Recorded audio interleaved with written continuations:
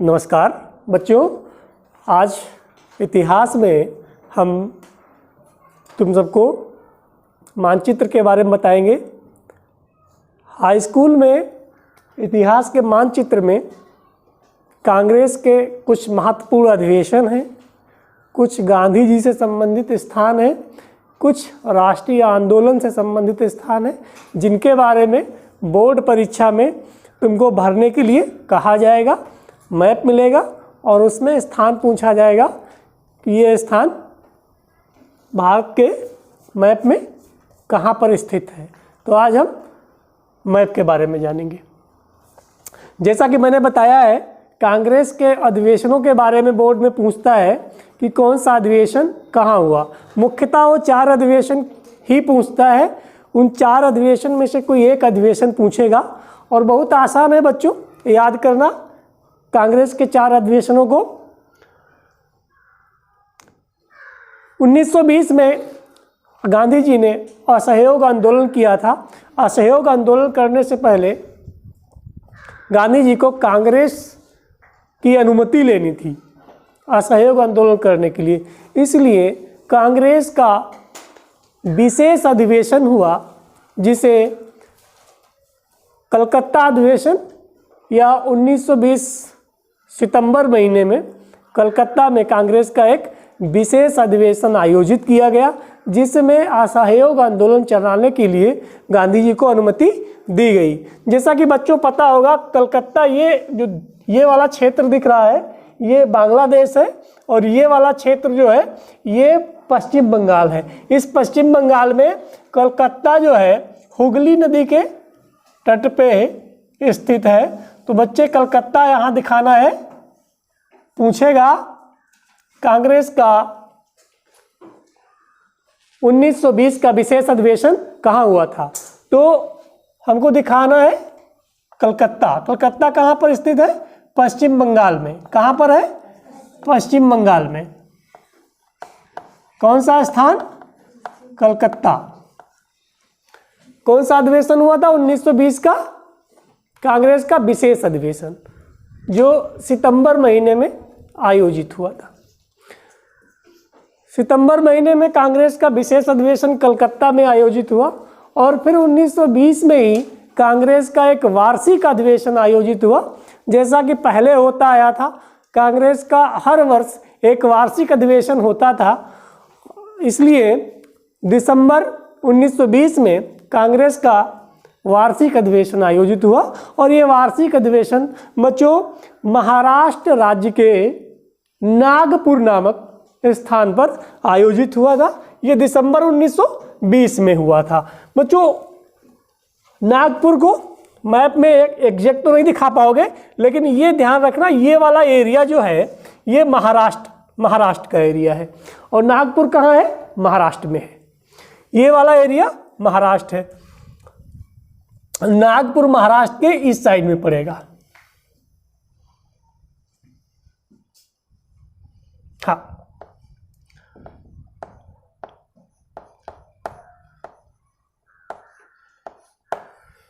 तो ये नागपुर कांग्रेस का वार्षिक अधिवेशन आयोजित हुआ 1920 में। तो 1920 में कांग्रेस के 2 अधिवेशन हुए, एक विशेष अधिवेशन कलकत्ता में जो सितंबर में आयोजित हुआ और एक वार्षिक अधिवेशन जो दिसंबर 1920 में आयोजित हुआ।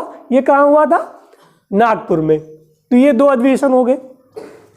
फिर वो अगला पूछता है 1927 का अधिवेशन, वह स्थान जहाँ कांग्रेस का 1927 में अधिवेशन आयोजित हुआ था।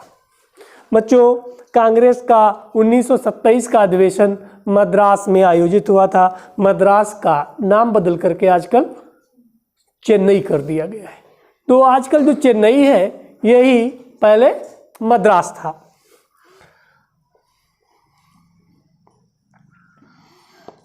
ये मद्रास। ये कब हुआ? 1927 का अधिवेशन कांग्रेस का 1927। ठीक है, ये सितंबर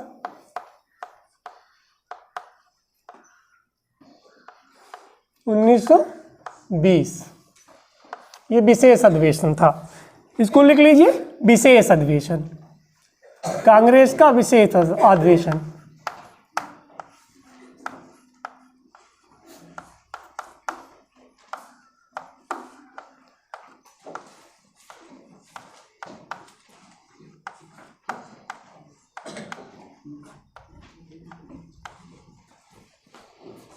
कांग्रेस का विशेष अधिवेशन सितंबर 1920।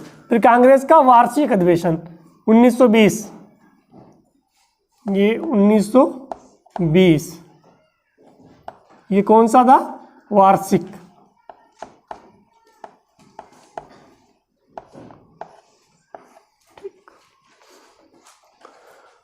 फिर जो एक अधिवेशन पूछता है, कांग्रेस का 1929 का अधिवेशन कहाँ आयोजित हुआ था? पूछेगा वह स्थान जहाँ कांग्रेस का 1929 में अधिवेशन आयोजित हुआ था, या वह स्थान जहाँ पर कांग्रेस ने पूर्ण स्वराज्य की मांग की थी। वो स्थान बच्चों लाहौर में स्थित है, और लाहौर जो पंजाब है, पंजाब के ठीक ऊपर उसको दिखाना है, ये वाला एरिया पंजाब का है, इसलिए यहाँ पर किसको दिखाना है? लाहौर को।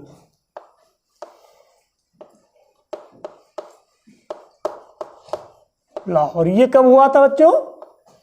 1929, दिसंबर 1929।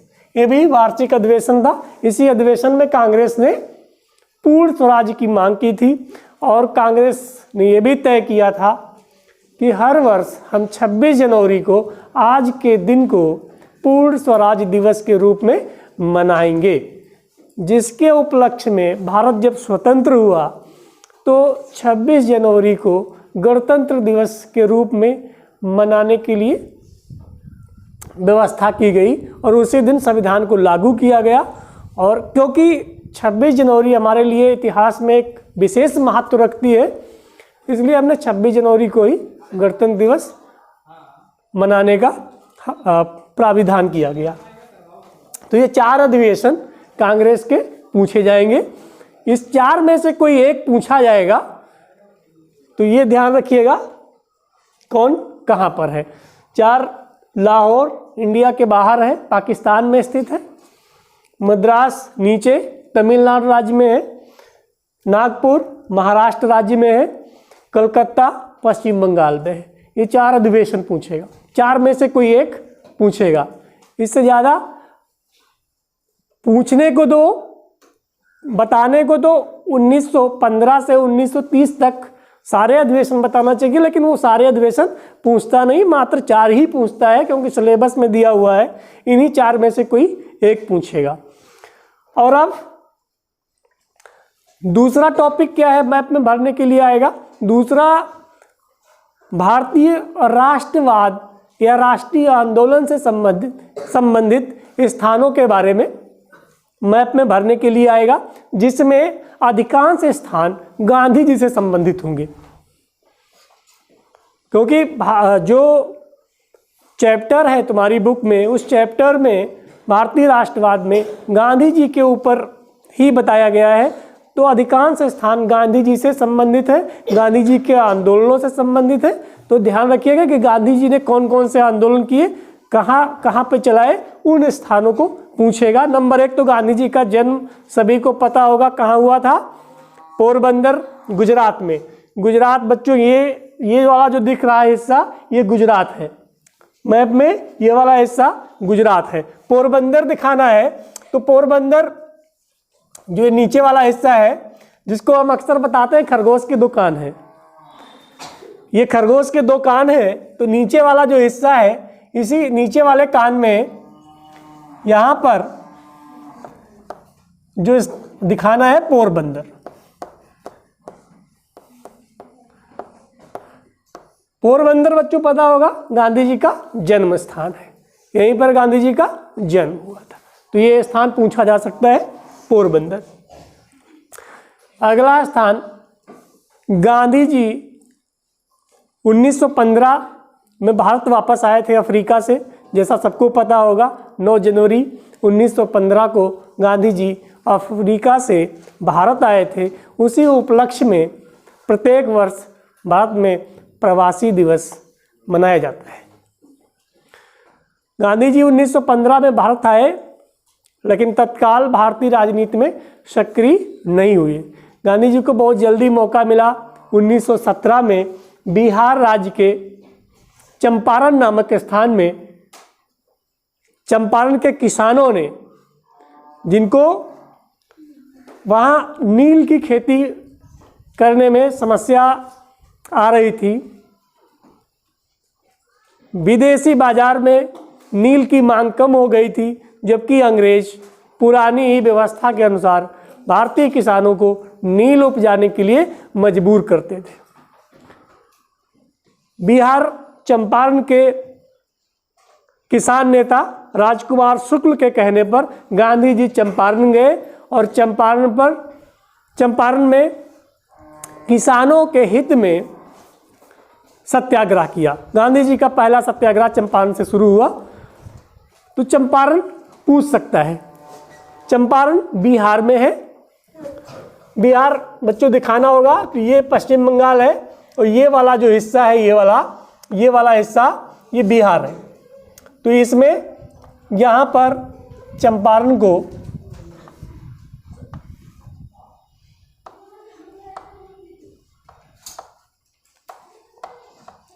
दिखाना, चंपारण सत्याग्रह। चंपारण सत्याग्रह गांधी जी का पहला सत्याग्रह था। कौन सा? चंपारण। ऐसे ही पूछ सकता कि गांधी जी ने अपना प्रथम सत्याग्रह कहाँ से प्रारंभ किया था, वो स्थान दर्शाइए जहाँ से गांधी जी ने अपना सत्याग्रह प्रारंभ किया था। तो गांधी जी का प्रथम सत्याग्रह प्रारंभ हुआ था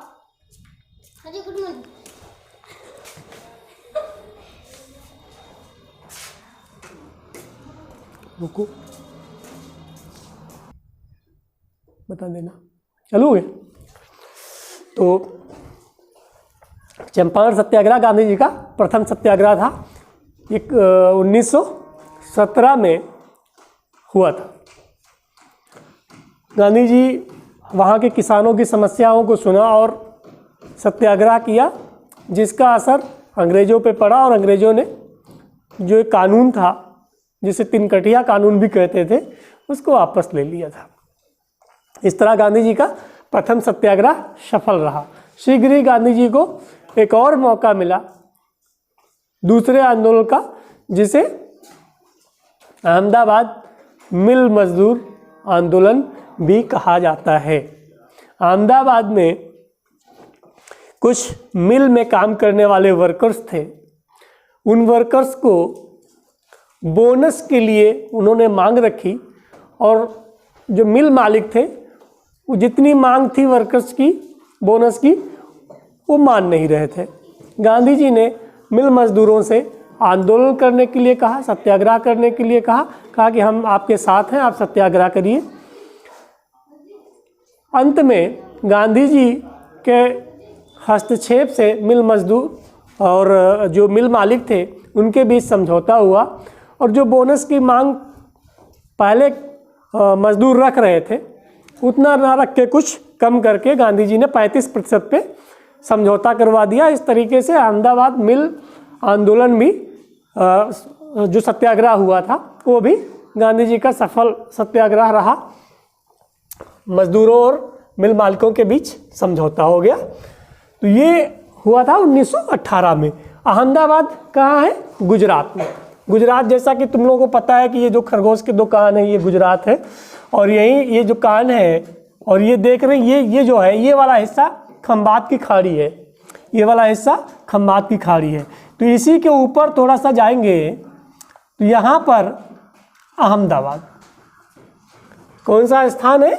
अहमदाबाद।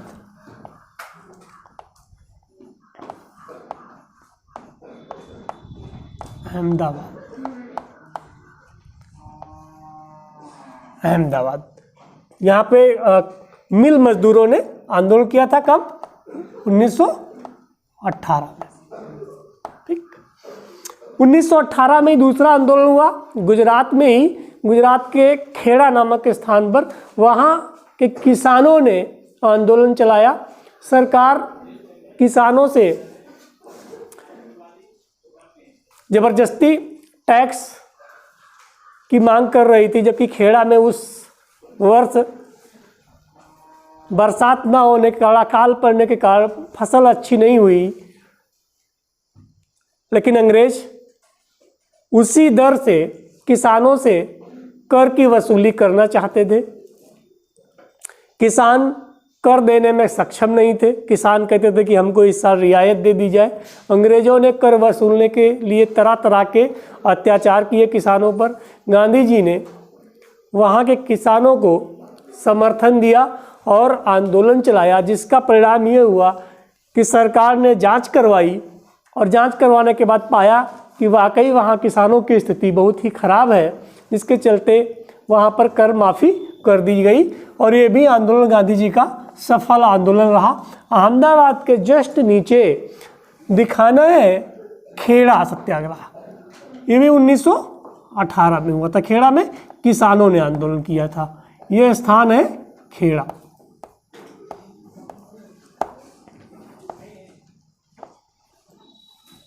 तो 3 आंदोलन गांधी जी संबंधित हो गए। चंपारण 1917, अहमदाबाद और खेड़ा 1918। ये 3 स्थान हो गए गांधी जी से संबंधित। तीनों आंदोलन गांधी जी ने चलाए थे, तीनों सत्याग्रह गांधी जी के द्वारा चलाए गए थे। इसी बीच 1918 में कुछ मुस्लिम देशों की समस्या थी, जिसको लेकर के भारत में एक आंदोलन चलाया गया उनके समर्थन में, जिसे खिलाफत आंदोलन कहा जाता है। गांधी जी को खिलाफत आंदोलन में एक सक्रिय भूमिका मिली थी।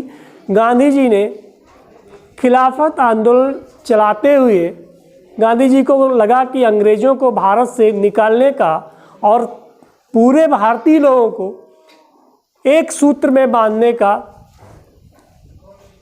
राष्ट्रवाद या जागरूकता के एक सूत्र में बांधने के लिए इससे अच्छा मौका और नहीं होगा। इसलिए गांधी जी ने सोचा कि खिलाफत आंदोलन के साथ साथ ही अगर कोई एक ऐसा आंदोलन चलाया जाए जिससे अंग्रेज़ों को भारत से खदेड़ा जा सके।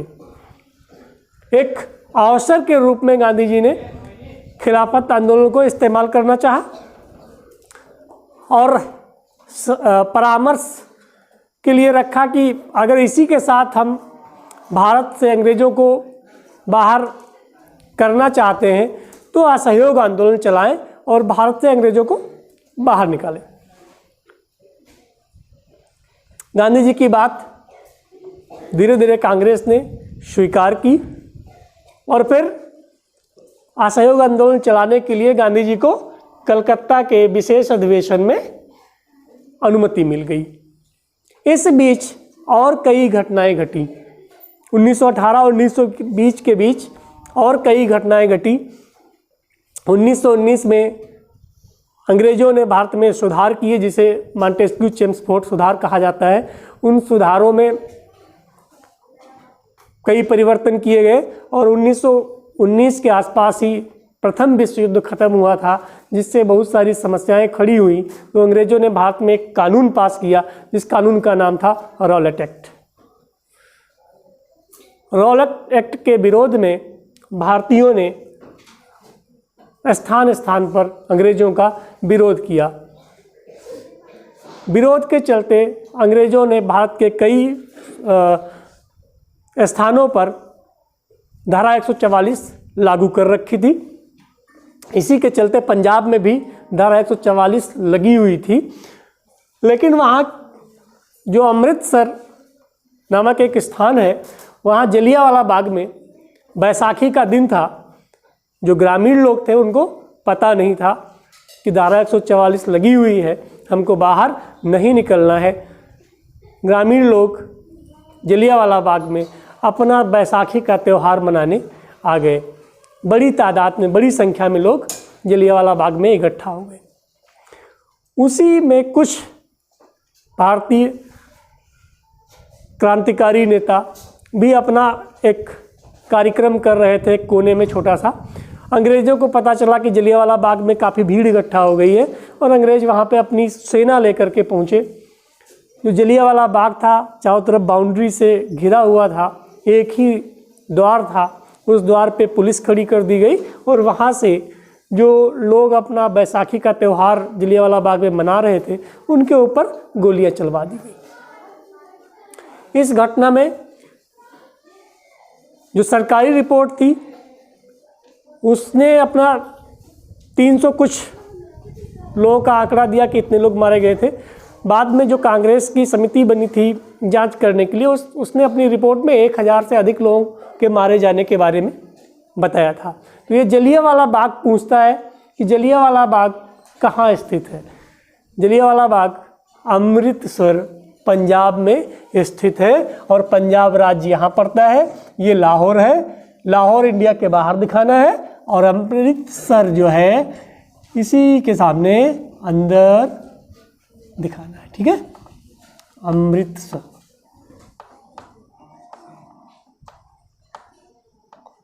यहाँ कौन सी घटना हुई थी? जलियांवाला बाग।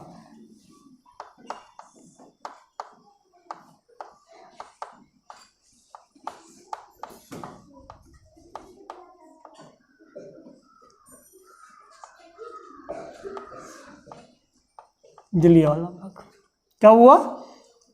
1919 ईस्वी जलियांवाला बाग। तो एक तो ये स्थान पूछेगा, ये भी इतिहास से संबंधित है, तुम्हारे भारतीय राष्ट्रवाद से संबंधित है, जलियांवाला बाग हत्याकांड। अब जो है फिर अब गांधी जी से संबंधित दूसरा स्थान पूछेगा कि गांधी जी ने 1930 में सविनय अवज्ञा आंदोलन चलाया था। सविनय अवज्ञा आंदोलन चलाने के लिए गांधी जी ने क्या किया था? साबरमती आश्रम से दांडी तक पैदल मार्च किए थे, पैदल यात्रा किए थे। कुल 24 दिन की यात्रा करके साबरमती से दांडी गए और वहाँ पर समुद्र किनारे जल को उबाल करके नमक बनाया और अंग्रेजों के नमक कानून को तोड़ दिया। तो वो स्थान पूछेगा जहाँ गांधी जी ने नमक बनाया था। कहाँ नमक बनाया था? दांडी में। दांडी गुजरात में है। ठीक है, दांडी कहाँ है? गुजरात में। तो यहाँ इस स्थान को यहाँ पे दांडी दिखाना है, गांधी जी की दांडी यात्रा। साबरमती इधर पड़ेगा, साबरमती से दांडी तक गांधी जी की नमक यात्रा हुई थी। ये जब यात्रा थी, इसी को सविनय अवज्ञा आंदोलन के नाम से भी जाना जाता है। ये भी पूछ सकता है प्रथम सविनय अवज्ञा आंदोलन कहाँ पे ख़त्म हुआ या कहाँ से स्टार्ट हुआ। तो साबरमती से गांधी जी दांडी तक गए।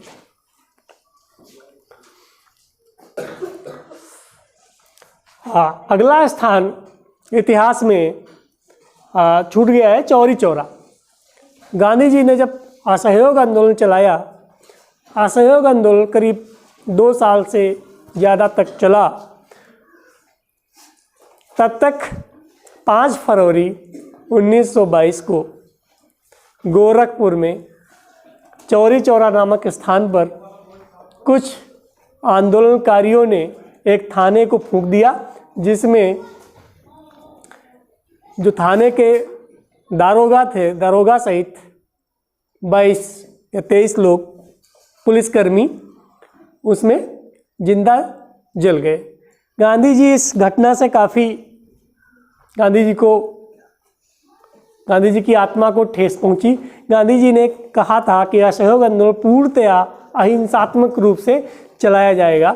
गांधी जी को लगा कि अब यह आंदोलन अहिंसात्मक रूप से नहीं चल रहा है, इसलिए गांधी जी ने फैसला लिया कि अब असहयोग आंदोलन को बंद कर देना है। और गांधी जी ने चौरी चौरा की घटना से आहत होकर के 12 फरवरी 1922 को असहयोग आंदोलन वापस ले लिया। तो स्थान पूछेगा, वह स्थान जहाँ चौरी चौरा नामक घटना हुई थी। चौरी चौरा गोरखपुर में स्थित है और गोरखपुर कहाँ है? उत्तर प्रदेश में। ठीक है, गोरखपुर चौरी चौरा।